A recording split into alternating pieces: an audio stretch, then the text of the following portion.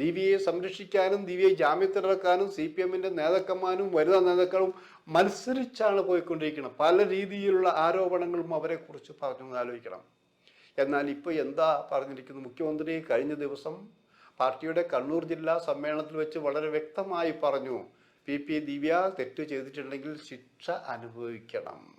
അതായത് താൻ ചെയ്യുന്ന കർമ്മങ്ങൾ അങ്ങനെ ഉദാഹരണ സഹിതമാണെന്ന് പറഞ്ഞേക്കണം. അതിനർത്ഥം എന്താണ്?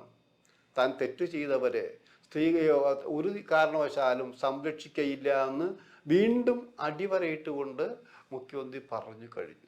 അപ്പം ഇതിനിടയ്ക്ക് ചിലർ പറയാൻ കാരണമുണ്ട്. അത് കൊല്ലത്താണ് CPM-ന്റെ സംസ്ഥാന സമ്മേളനം നടക്കുന്നത്.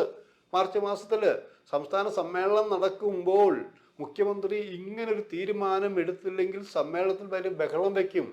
അതിന് പ്രധാന കാരണം മുകേഷിന് CPM-ന്റെ ജില്ലാ കമ്മിറ്റിക്ക് ഇഷ്ടമല്ല. കഴിഞ്ഞ പ്രാവശ്യം തന്നെ ലോക്സഭയിലേക്ക് മത്സരിച്ചപ്പോൾ വളരെ വിരലിലുണ്ടാവുന്ന ചിലർ മാത്രമാണ് പിന്താങ്ങിയത്. ബാക്കി ബഹുഭൂരിപക്ഷം പേർ എതിരായിരുന്നു. അന്നേ തന്നെ മുകേഷ് സ്ഥാനാർത്ഥിയാണെങ്കിൽ അമ്പയായ പരാജയം ഉണ്ടാവുമെന്ന് പറഞ്ഞു. അത് തെളിയിച്ചും കൊടുത്തതല്ലേ.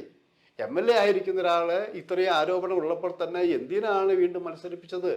അപ്പൊ പാർട്ടിയെ ഇനി ക്ലീൻ ആക്കിയെടുക്കാൻ, തെറ്റ് ചെയ്തവരെ സംരക്ഷിക്കില്ല എന്ന് അടിവരയിട്ടുകൊണ്ട് മുഖ്യമന്ത്രി പിണറായി വിജയൻ പറഞ്ഞു കഴിഞ്ഞു.